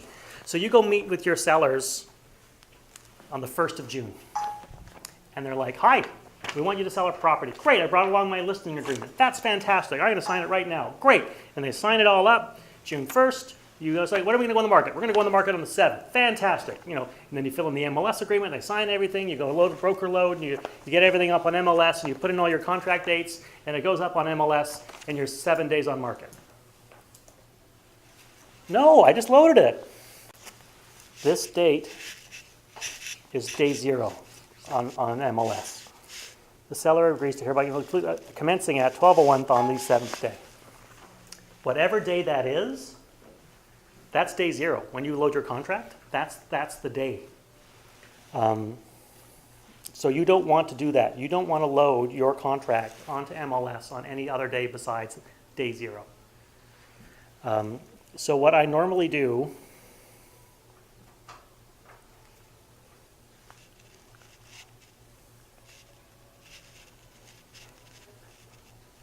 I'm married, I have to check these things. That's my wife. And we would expect nothing less. Yeah. What you have to do is, if you are meeting with them on the 1st and they say, great, we're going to load it next week, that's great, we're going to sign an agreement, great. Bring along 2 copies, one of which you are going to get them to sign right that day, exclusive. They're going to be exclusively under contract with you from the 1st until the 7th. And the reason that is because that whole week you're spending money. Right, you're out there contracting with photographers and floor plan people and whatever specialists and everything else that you're doing to make your sellers happy. And you want to be protected by having those documents signed. Be exclusive until you go on, and then you're on. But that contract date is the day 0 on the MLS. I have made all these mistakes myself. Okay, I'm confused. Okay. So, for instance, here you've got the 7th day. The 7th day of June, So, yeah, until the 20th of September. So when you load that onto MLS, right, your 7th of contract day June. is June 7th. So if we loaded it today, it would be day 0. Okay, But if I'd signed this last week on the 2nd and Right. loaded it today, I would be day 5. oh, I see, so like, okay, so signing, you mean here, I mean, is there another date somewhere else? this is the date. This is your contract date. Right, that's the contract date. Yeah, that's- so whatever day they sign, that's the day 0. So this is okay to load today. If you signed this last week and loaded it today, Find it where, like, you're talking about? sorry, if you printed this out, Oh, I see, here, so whatever date that is, that's the date, yeah, I Yeah, get that. yeah. Okay, gotcha. so if you meet with them last week and you print it up last week and they sign it last week, but you load it today, Right. the week after, that sinks you. So you want to be exclusive from the day they sign it until the day you go on the market, and then have your MLS contract agreement standard right there. Do you mean the date here Nope. signing, or the actual date? Nope, you I'm put sorry, I've here? confused you here, Angie. Give me a pen, give me a pen. You're talking Give me a about pen. this, Yeah, this, Yeah. right, okay. Okay, just want to make sure. we Oh, wait. define that that's what you're talking about, the listing date. so the listing date, Yeah, um, so could you put that in advance though? Like, say it's the 7th now, could you put that for the 15th? But then you want to do the other one in between, right, the exclusive, yeah. so the exclusive is from the 1st, that's the actual day you meet and sign the agreement. But you're saying to them, I'm going to list your house, we're going to put it on the market in a week's time. Right, So you get them to sign an exclusive on the 1st. okay, When you go on the market, and you say, we're gonna be on the market on the 7th, you then have them, and you put the box there, and then it says the 7th, that's great. They can sign it all back on Same day. the same day, on the 1st, on the. So it's whatever date is in there, that's the important date. Mhm. But, now, just to be devil's advocate, but I know you don't want to do this because it's stupid. Mhm. But if you met with them and said, well, we're not ready to list until, I just want to make sure that I'm clear, we're not ready to list till the 15th. Yep. Today's the 7th. Right, so you would put If the 15th down You as would the, put the 15th down, they would sign it today's date, that would still be okay. It's Yep. just that you're screwing yourself in the meantime, right? only, so you'd have 2 contracts, exclusive between now and the Right, but 15th. I'm just saying, Yep. forget the exclusive, but they can still put the 15th here. Yep. And sign it for today's date, Yep. and that's still good. But Yep. you do want to cover yourself by doing the exclusive first, right? I got you. Yeah, so that's It's, what I think. if you're spending money, protect yourself. Yeah, I mean, okay. protect yourself. Someone else could walk up and get the contract before, protect yourself if you're gonna spend the money. So listing agreement. The other common mistake is, how come you have 2 now? I need one of those back. Well, I think I have two. That's all right, I got an extra one here. No, there's no, that one's Oh. specified. Okay. So, next part. Definition, interpretation, commission. Let's cut the commission. There are no standard commissions, just in case I'm being monitored by Rico. That's why I just put down 6% here. There are no standard commissions. And there aren't. People will charge whatever. The commission rate you put here is the total commission. And many new agents get this wrong. And they will put down the commission that they're getting paid. So they'll, I'm going to just charge you 2.5%. What a great deal. And they'll put down 2.5% here. And then over here, it says the cooperating commission, they'll get 2.5%. Guess what? You're getting 0. Because the total commission is the number, the first number. That's the total commission. So whatever you are getting paid, plus whatever you are suggesting the cooperating agent get pays, that's the number here. That's that number. And so it is a savage thing to see. Someone hand in their paperwork, and he's like, oh, look at that! I had a deal, so great, look at that, so yeah, great, so it's a 2.5, it's a 2.5. I don't remember that being pointed out in the course at all. No, yeah, some people do, some people don't. Really? Yeah, Yeah. Yeah. but so are a billion other things. So. Holdover period is sometimes there. Yeah, holdover period 90 days. Holdover period protects you from the horrible thing where some buying agent brings a guy through, and while they're in the house, he sees a picture on the wall. I think I know that guy. And then he goes into the study and he sees the university degrees. I do know the seller. And then, after the showing, he calls him up. Bill, it's me, Fred. Fred, long time. I know. Hey, I walked through your house. You did? Yeah, I did. It's for sale right now. I know. I love it. Oh, well, you should buy it. I'm gonna. How about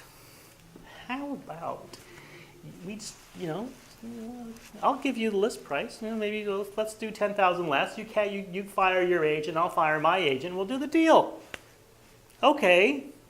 So the holdover period protects you from that for the period of the holdover period.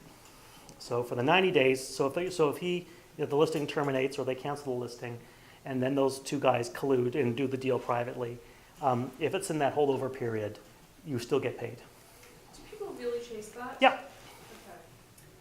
So, because I should know this, but so you have a listing, Mhm. it finishes, Mm-hmm. and someone that's gone through the property when the listing was up and running, Mm-hmm. then they relist with another real estate agent. Mm-hmm. And that same person then goes back and buys into that new listing agent. Mm-hmm.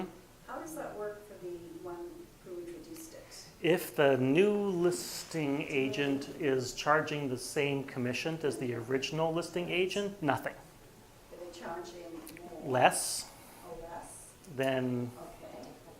yeah, then the difference is paid. If they're charging less? Yeah. If they're charging more?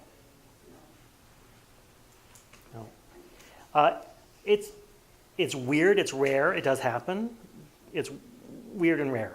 How do you track that? If you have a buyer and you're working with them for a year and a half, and you're showing them $1 million or $2 million properties, and then all of a sudden they stop answering your phone call, and then a property that you showed them transacts,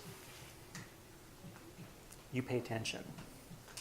You pay attention, and a few months later, you go on MPAC and you see who bought the property. Oh, it was your client. Are you interested in $50,000 of commission? I think you are. Is that easy? Yeah, Okay. you will get paid. And you will get your legal fees covered. And the brokerage will get paid and get their percentage of their pound of flesh. Those are the parts that people get wrong most. Representation, multiple representation, blah, blah, blah, finder's fees.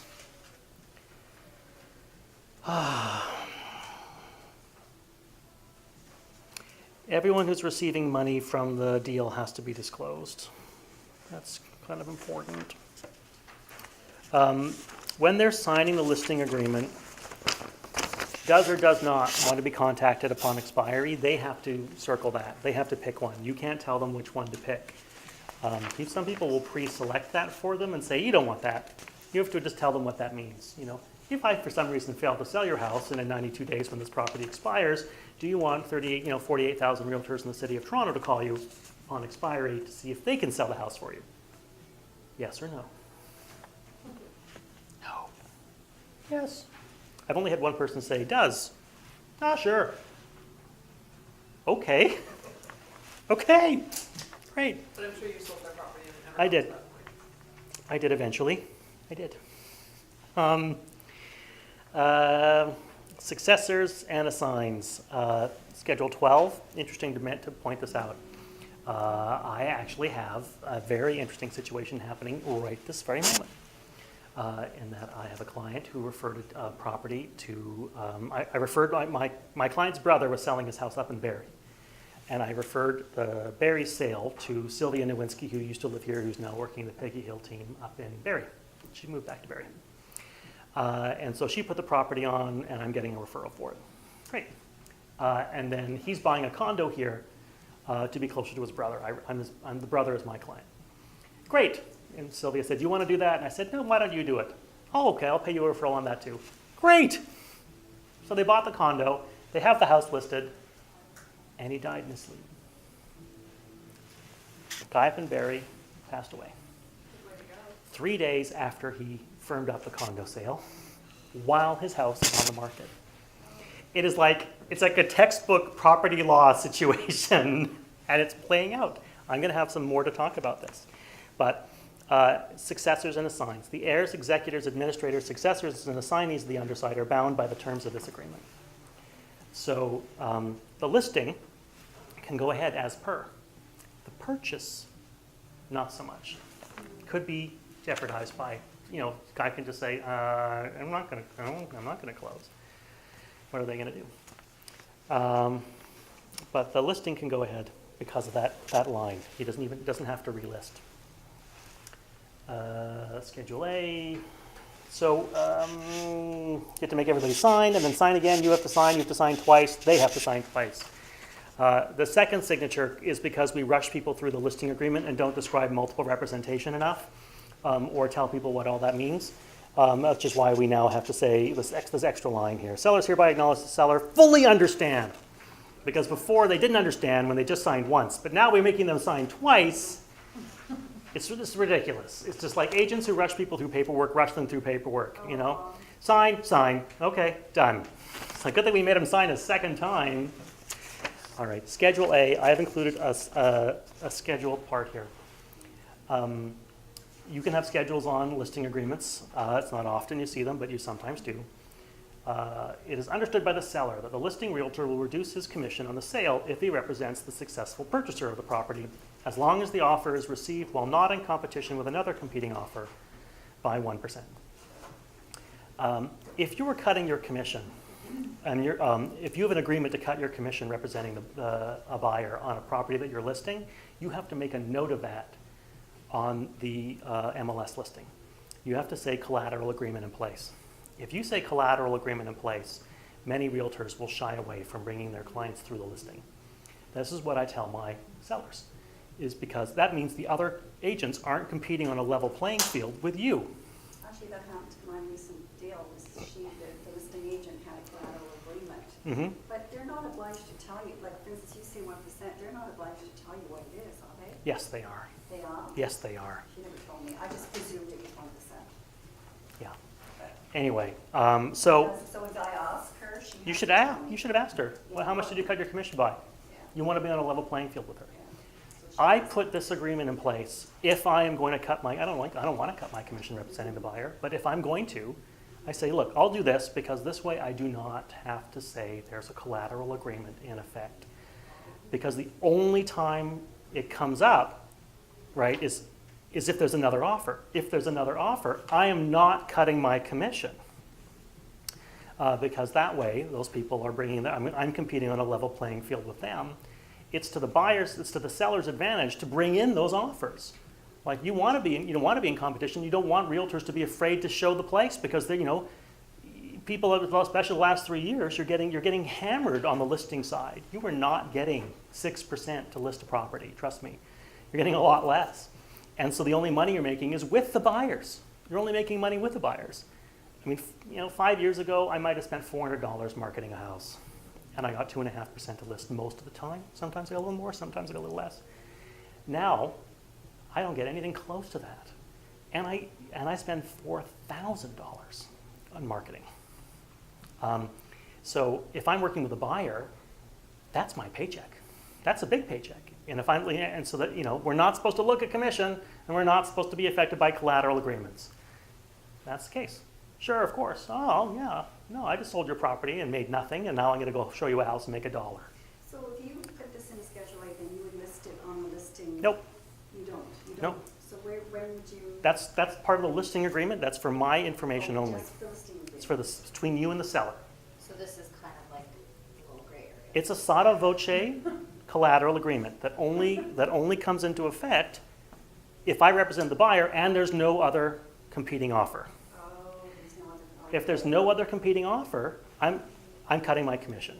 If there is a competing offer, I'm not. Oh, well, it's not a competition. And so that way I don't have to say collateral agreement in effect.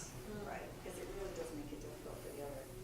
That's very clever. So that's my other thing. So the MLS agreement, MLS data agreement, those are very standard. We're not going to talk about those.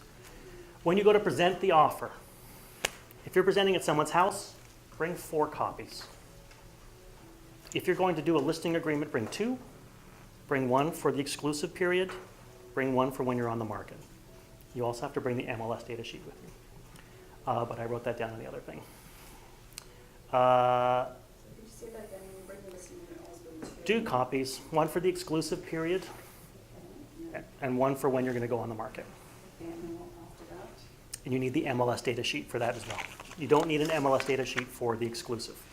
Okay, so that, okay.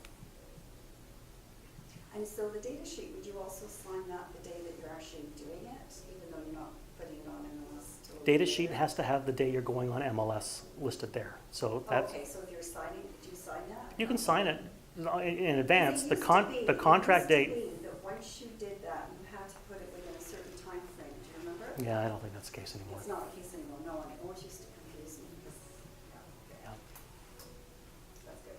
yeah. You have to have a price and you have to have a contract date on your MLS data sheet. It can't be blank when they sign it. That's fine. But, In terms of listing mm-hmm, agreements, mm-hmm. how long do you usually make them for? 90 Like days. Toronto, 90 days is usually. If it's a luxury property, If it's an unusual property or a commercial property or something that's going to take a long time, yeah, you change that. okay. 2 months or?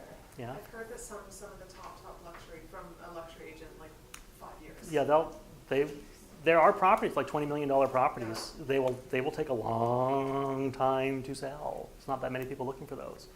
They will sign very long listing agreements, especially because it's expensive to market those properties. So they're spending money all the time on that, but the payoff is big. But go for it. Get that $20 million listing. A friend of mine sold one of those. He passed away last year. Glenn Smith. Remember Glenn Smith? It's his birthday on Wednesday this week. birthday yesterday? Was it right on the half? Yesterday. or- It was some crazy deal.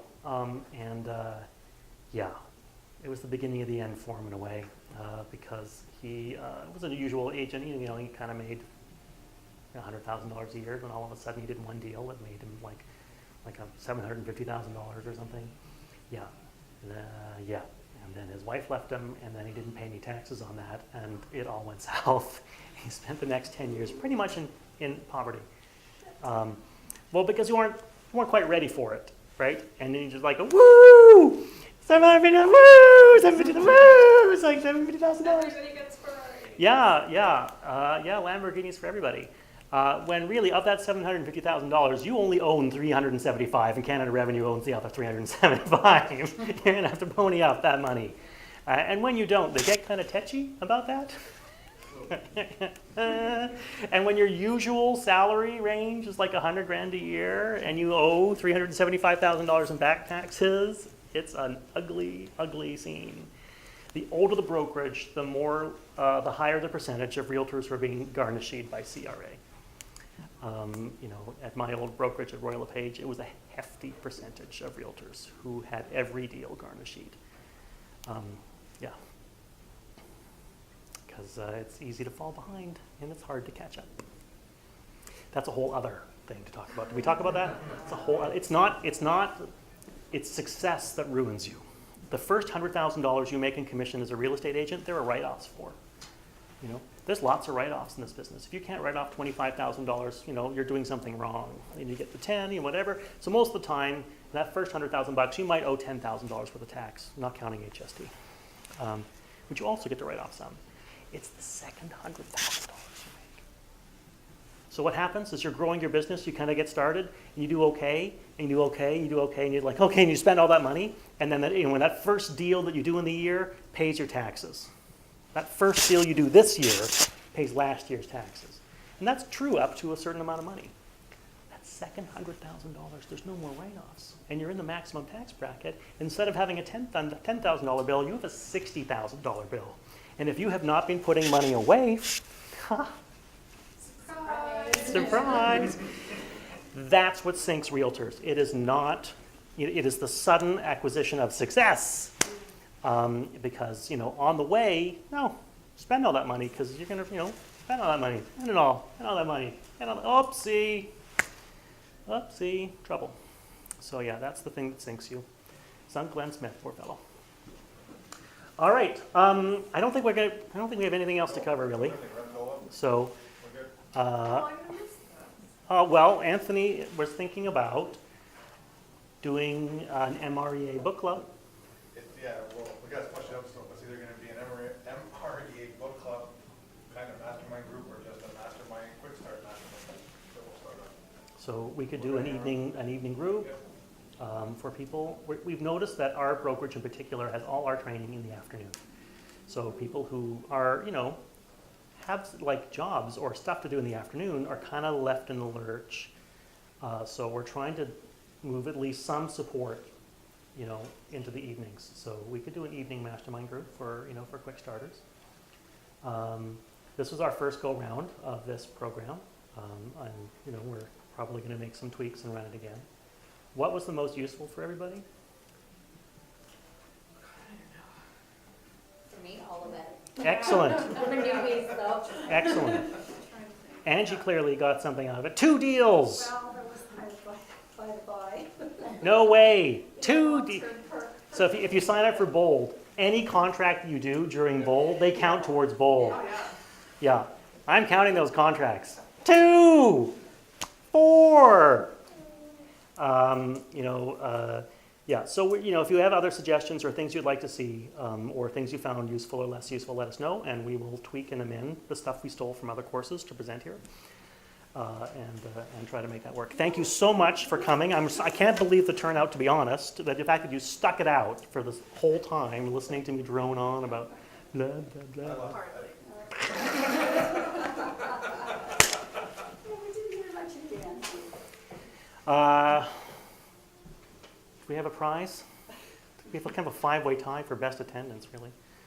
No, I don't know. We get pizza. Got pizza. Yeah, we did. All right. Thank you, everybody. Thank you.